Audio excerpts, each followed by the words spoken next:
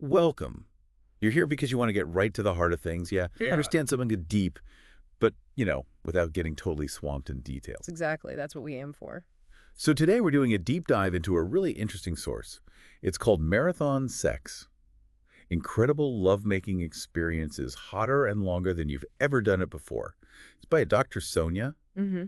and our mission is pretty straightforward.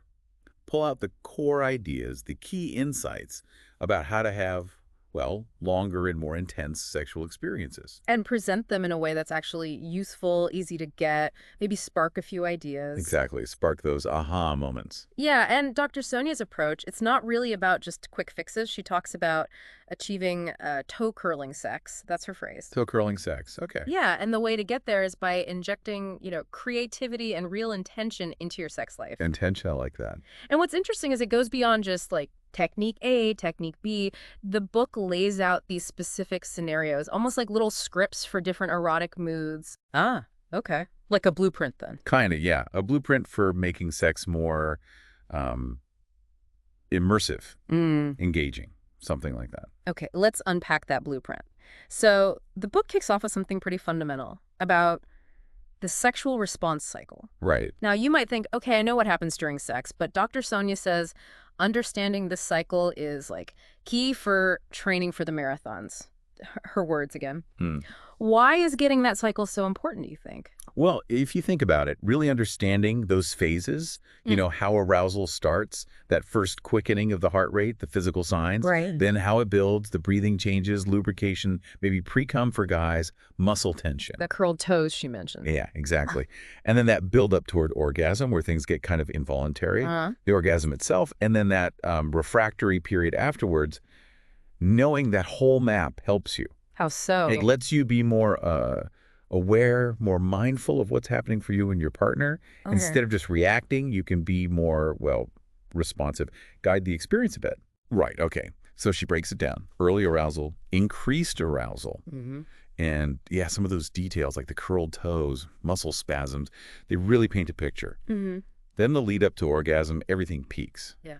Then the release, those contractions, and finally the refractory bit, which she points out really varies. Hugely varies, yeah. And she hits hard on knowing your partner's body, their responses. There's this quote, let me see.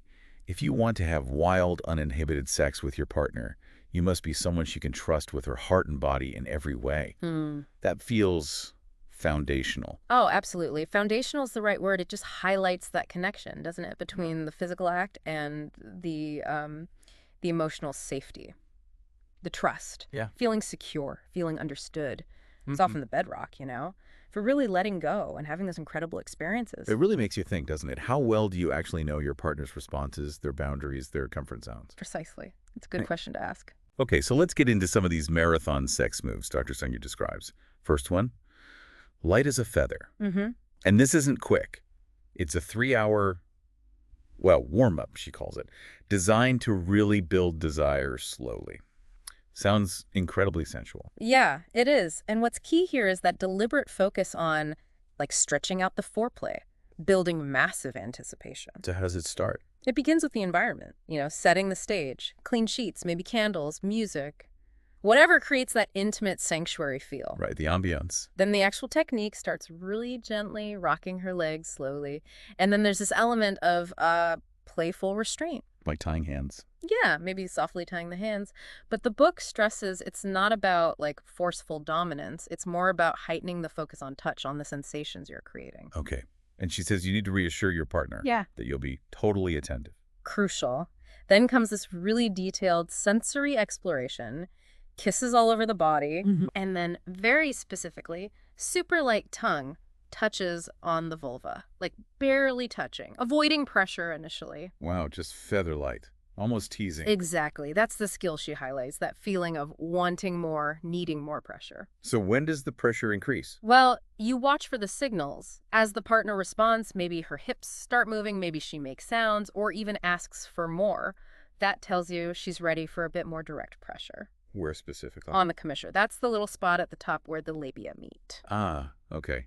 And nipple stimulation is part of this too. Yeah, that's woven in as another way to build that overall intensity, layering the sensations. What if What if she orgasms just from the oral part? Good question. The advice is to keep going with gentle pressure right through the last contraction. Don't just stop dead. Uh-huh. Then transition smoothly into slow, deep penetration. Keeps the flow, keeps that marathon energy going. And the hands? Untie them or... Depends. The book says it's totally based on what the partner is enjoying, which again just emphasizes paying super close attention, right? Yeah. Being responsive. Yeah, absolutely. That constant communication, observation, it seems vital. It really is. What strikes you about that one? Anything stand out? I think just the idea of that really prolonged, super gentle teasing, the intentional buildup, that could really shift things for a lot of people. You know, reminds you it's not always a race. Slowing down can be powerful. Okay, next scenario. Clitoris in mind. Right. This one tackles something Dr. Sonia is clear about. Most women need direct clit stimulation for orgasm. Yeah, that's a key point throughout. So how does this position help with that? It's all about maximizing that contact during penetration. The setup is really specific. Pillows under her hips. To elevate? Yeah, elevate the pelvis. Then the partner giving penetration kneels on top and positions themselves so their pubic bone presses right against her mons and clitoris. Ah, so it's constant contact, not just incidental bumping. Exactly. It's built into the position. And the thrusting she describes isn't like fast and hard. It's slow rocking. Rocking how? Like your pelvis moves down slightly on the inward stroke, up slightly on the outward. The goal is to keep that pubic bone connection the whole time. Got it. And she mentioned sex words, too. Yeah, encouragement, affirmations, adds another layer, helps with guidance and connection. And there's a little tip about lifting her hips slightly if needed for even firmer pressure. Simple adjustments. Okay, moving on. G-spot in the spotlight. This one shifts from penetration to focusing on oral and manual G-spot stimulation. Right, a different kind of focus. The position she suggests, partner at the edge of the bed, legs up over your shoulders, seems like it gives really good access. Yeah, ergonomically it makes sense. But she warns about arousal levels getting too high too fast here. Why? Well, because this move is meant for sustained exploration, you know, part of the marathon. If arousal peaks too quickly, you might have an orgasm sooner than intended, which could kind of cut the exploration short. Oh, okay, so it's about pacing again. Exactly. The advice is, if things get too intense, pull back strategically. Maybe focus just on oral pleasure for a bit to manage the arousal level and draw out the experience. Makes sense. Endurance, right.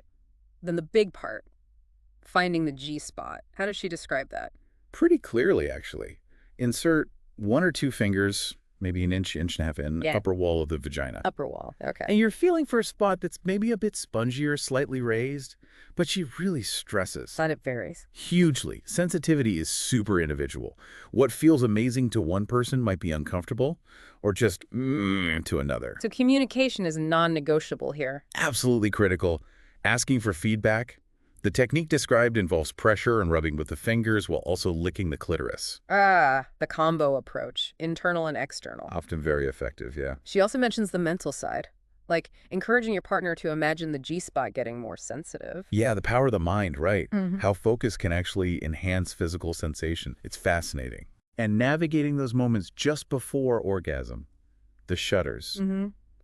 You can either ride those into a full orgasm, or if you want to prolong things, focus on deep breathing, consciously relaxing the pelvic muscles. It's like learning to surf the waves of arousal. Fine-tuning the body's response. Okay. And adding external pressure on the mons. Yeah, that can create a really intense combination of sensations for some people. In the finish, how does she describe bringing this G-spot focus to a climax? It's about quickening those internal finger strokes while also ramping up the clitoral stimulation, maybe more pressurized sucking or flicking, a build to a satisfying peak. It sounds like a very intricate dance. It is. It combines different touches, requires attention, communication. The exploration itself becomes part of the pleasure. Okay, next stage. Ultimate surrender. This sounds intense. It's described as a move for deeper penetration, maybe when the partner is really relaxed. She mentioned spoons and reverse cowgirl. Why those positions? Well, they can often allow for deeper penetration just because of the angles they create. Spoons, you know, lying closely side by side often gives a pretty direct angle. And she suggests the partner behind can encourage the one in front to push their shoulders forward slightly, which can sometimes increase depth. And reverse cowgirl. That puts the woman completely in control. She dictates the depth the angle, the pace. Well, it's not just mechanical, right? She talks about sensual touches, too. Oh, absolutely. That's key. Caressing breasts, stroking arms, kissing the neck, whispering things, loving things, naughty things, maintaining that whole body intimacy. Right. And the tips for adjusting depth, like tilting the pelvis in reverse cowgirl, or the partner assisting by holding her hips, is very detailed. Shows attention to maximizing pleasure in those specific positions. And again, verbal affirmations keep popping up, that ongoing connection. Yeah. And integrating nipple or clit stimulation during these positions, too. Layering the pleasure, whoever is in the best position to do so. And then, crucially, the aftercare. The snuggling, reaffirming the connection after orgasm brings it full circle. Very important. Now, Dr. Sonia pulls out a specific takeaway about multiple orgasms for women. Yes, a really empowering section. She shares what women who experience them often say are the secrets. What are they? 3 main things seem to come up. First, just believing it's possible for you. Second, taking personal responsibility for your own pleasure. And third, persistence. Just keep going, essentially. Keep going. And she makes the point that women don't necessarily need to cycle through the whole response cycle again for more orgasms. Generally not, no. With continued effective stimulation, the capacity is often there. It really challenges that idea of orgasm as just a single finish line. Yeah, definitely food for thought, belief, responsibility, persistence. And communication about what feels good, of course. That underlies all of it. Interestingly, she also includes a bit on marathon sex for him, just briefly mentions it. Yeah, acknowledging that the book isn't only focused on female pleasure, though that's a large part. There's a session designed around pleasuring men, massage, oral, different positions. Takes the pressure off him to always perform. Exactly. It reinforces that this whole marathon idea is mutual, a shared journey of exploration. Okay, let's switch gears a bit. Hotspot pinball. This sounds fun. It does, yeah. The concept is no intercourse, no oral sex, just hands. And finding pleasure zones like a pinball machine. That's the analogy. It's all about exploration and discovery through touch. And it starts really broad, non-genital touch first. Like face, hair, shoulders. Yeah, exactly. And the key is paying super close attention to the partner's reactions. Tiny size, muscle twitches, changes in breathing, mapping those subtle pleasure points all over the body. So for the giver, who she initially frames as male in this scenario, the focus is full body first. Definitely. Explore everywhere before zoning in on the genitals. Really observe. Then, gradually, find the commissure, apply some pressure there, and she describes a detailed massage for the labia majora, gentle, pinching, rolling, very specific manual techniques. Okay. And for the receiver, initially female presenting, what's their focus? Cultivating those loving, arousing thoughts. Yeah. And experiencing the touch progressing down the body. There's a part where a blindfold is suggested, leaving the penis until last to really heighten anticipation and focus the senses. Ah, the blindfold adds another element. Yeah. Then they get to the marathon phase, voting for high-scoring strokes. This sounds very direct. It is. It's about explicit communication. The giver tries out different manual strokes, maybe 2 different ways of stimulating the clitoris or the G-spot or the penis or scrotum. And labels them, like A and B. Exactly. Okay, was stroke A better or stroke B? For her, it might be, direct clit friction versus a G-spot come hither motion. For him, maybe perineum pressure versus a basic shaft stroke, or different ways of touching the testicles. Wow. So you get immediate feedback on exactly what feels best. Cuts out the guesswork. Pretty much. And she stresses varying the pressure and speed within those winning strokes, too. Keep it interesting. Then there's a bonus round, ultimate intimacy. Yes. With anal beads. Yes. This definitely moves into more advanced territory.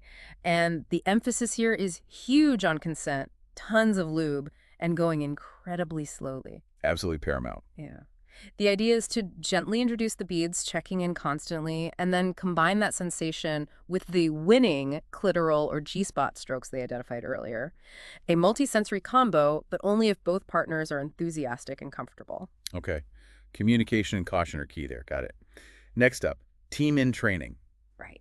This one literally combines sex with a workout, focuses heavily on Kegels. Yeah, the PC muscle exercises. Why are these so important for, well, marathon sex? They offer a ton of benefits, actually. For women, stronger PC muscles can mean better vaginal grip, more intense orgasms, even more control during sex. That for men. Improved ejaculatory control, huge for lasting longer.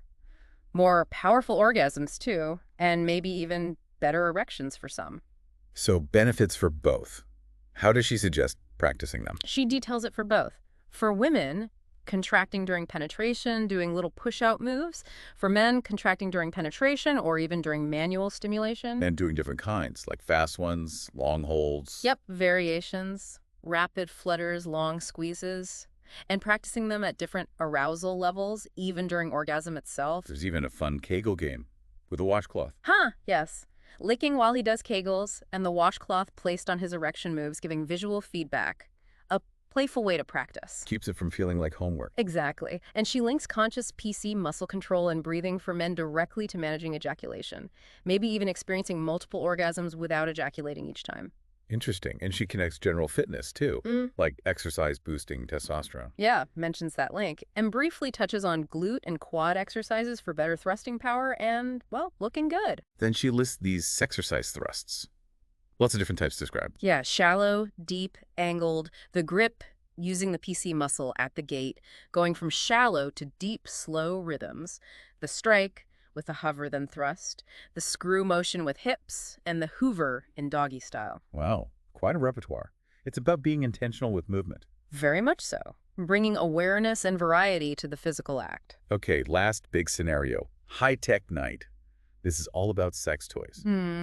Exploring new sensations. Dr. Sonia suggests naughty shopping fun going together. Why is that a good idea? It can be a great way to open up conversations about desires, fantasies, what looks interesting to each person in a fun, low-stakes way. Takes the awkwardness out of introducing toys. Yeah, potentially. Makes it a shared adventure from the start. Holding hands, whispering ideas. She frames it as part of the build-up. Where to shop? Recommends a classy store or online. And gives a naughty shopping list. Good loop silicone is recommended. Unless using silicone toys, then water-based. Right. Compatibility is key. A vibrating egg or bullet, adjustable vibrating cock ring, a prostate massager like the Anero's Progasm, maybe a Hitachi Magic Wand or G-spot massager as extras. A good starter kit covering different types of stimulation. And she stresses cleanup and hygiene, obviously. Condoms on shared toys. Very important, yeah. Then she describes lube up in style and this body vibe massage, using vibration all over. Yeah, with different frequencies, starting maybe at the toes, working up slowly, saving the genitals for last to really build that anticipation. The vibration donut massage idea. Using the vibes to explore sensitivity everywhere before hitting the main spots heightens everything. She gives specific ideas for using vibes on her body and his body. Like inner thighs, nipples, neck, Yeah. the clitoris, G-spot. And for him, testicles, perineum, shaft. Yeah, hitting those known erogenous zones, but also exploring.